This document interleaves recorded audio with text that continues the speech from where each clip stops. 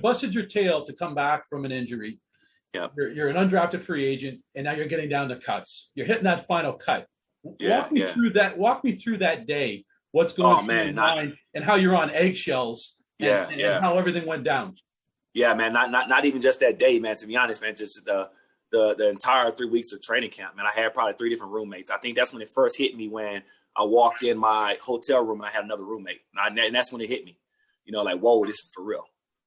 You know, I walked in 1 week, new roommate, next week another roommate. You know, so you're just seeing guys getting cut left and right. You know, it was different when I came in the league. Now it's everybody started to have one big cut.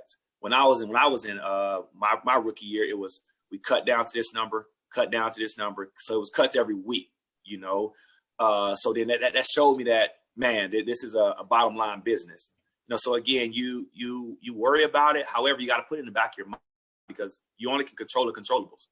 But you can't get caught up in count numbers saying, oh, are they going to cut me? Are they going to do this? No, you got to go out and just play football, you know, and have your mindset ready that you're a starter. So you got to present yourself as a starting player. Again, I went in like number 5 on the depth chart. You know, Jerry Jones has said when I went in, he's only going to keep 3 running backs. And I'm number 5 on the depth chart, and the 3 guys ahead of me were drafted. You know, you had Tashard Choice, you had Felix Jones, you had DeMarco Murray coming in, and then you had another guy that had already been there. So I'm number 5 on the depth chart.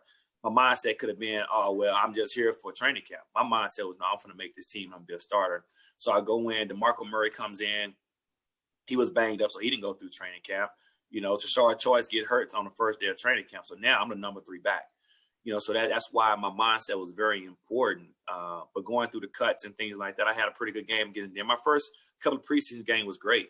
You know, then I had the big-time game against San Diego, you know, that Sunday night football where my helmet comes off and I go score for the 40-plus yard touchdown. And that was like, man, I can play on this level. It wasn't I have arrived and I've made this team. That was just a confirmation, like, I belong in the NFL and I can play in the NFL. So, again, it was just, I got to build off this. Scouts came to me the next day. It was like, man, good job, but you haven't arrived. You know, it was like, we still need you to build from this. I think we played the Vikings after that, and I think I played well against the Vikings. I think at halftime they were talking to Jerry Jones. They were like, how do you cut a guy like Phillip Tanner? And he was like, you don't. You know, so, of course, I come back after the game, and all my family friends call, you made the team, I'm like, man, I ain't made nothing. I ain't made nothing, you know, and that's the mindset you got to have until you sign that contract. Even when you sign that contract, it's a week to week. It's a bottom line business. You know, it's just not training camp where guys get cut. It's a week to week business, a bottom line business. So success expires every 24 hours. So that was my mindset. You know, whatever I did well or whatever I didn't do well, I enjoyed or I learned from for 24 hours, put it away. Let's get ready to go get at it again. You know, so that was my mindset, man, every day in the league. You know, success expires every 24 hours. Failures expires every 24 hours. How can I learn from it, grow from it, put it away, and let's get better? So that's kind of my mindset was going through training camp. So we get back from San Antonio, and we're making final cuts. And it's a day that you never get used to. From the first day I played, from the first time I went through it to even as a coach, the last time I went through, you never get used to those days. You know, seeing guys get cut, seeing guys get released, man, you never get used to it. I talk to guys like Jason Witten. At PT, I've been in this business 18 years, and you'll never get used to this day. So you never get used to it. We was in a Gaylord, and the bus bring us to the hotel. Back to the facility. It was at Valley Ranch at the time. And you're just getting off the bus. And as you're going into the facility, they tell them one got to go in this room, one got to go in this room, one got to go in this room.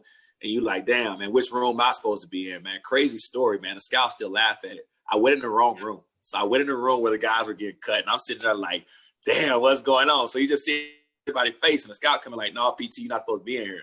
So I get up and walk out, and I was like, man, it feels a lot better in this room than it do in that room, you know? So, again, but the guys in that room are the guys you went through training camp with, man. The guys you busted with, the guys you grinded with.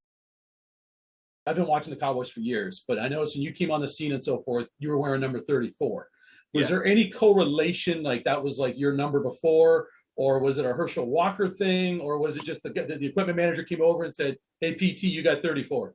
Man, that was a number that was in my locker. I don't care if it was 94. I don't care if it was 104. I don't care if it was 0.4.